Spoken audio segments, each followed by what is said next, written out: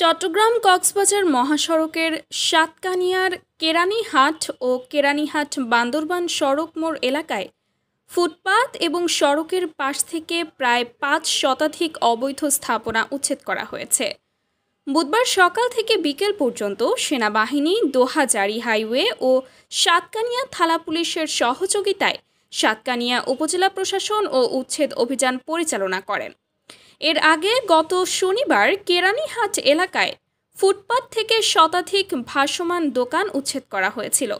উচ্ছেদ অভিযানে নির্বাহী ম্যাজিস্ট্রেট হিসেবে উপস্থিত ছিলেন সাতকানিয়া উপজেলা সহকারী কমিশনার ভূমি ফারিস্তা করিম। এ সময় অন্যান্যদের মধ্যে উপস্থিত সাতকানিয়া উপজেলার সেনাবাহিনী ক্যাম্পে দায়িত্বরত ক্যাপ্টেন মোহাম্মদ পারভেজ, দোহাজারী হাইওয়ে থানার ভারপ্রাপ্ত কর্মকর্তা ওসি মোহাম্মদ মাহবুব আলম। সাতকানিয়া উপজেলা সহকারী কমিশনার ভূমি ফারিস্তা করিম বলেন, মহাসড়কের কেরানীহাট ও বান্দরবান সড়ক মোড় এলাকায় কিছু ব্যক্তি দীর্ঘদিন ধরে ফুটপাত ও সড়কের পাশ দখল করে অবৈধভাবে স্থাপনা আর দোকান তৈরি করে ব্যবসা করে আসছিলেন। এতে নিত্য যানজট সৃষ্টি হওয়ার পাশাপাশি সাধারণ পথচারীদের চলাচলে বিঘ্ন সৃষ্টি হচ্ছিল। তাই যৌথ বাহিনীর সহযোগিতায় অবৈধ স্থাপনা ও দোকান উচ্ছেদ করা হয়েছে।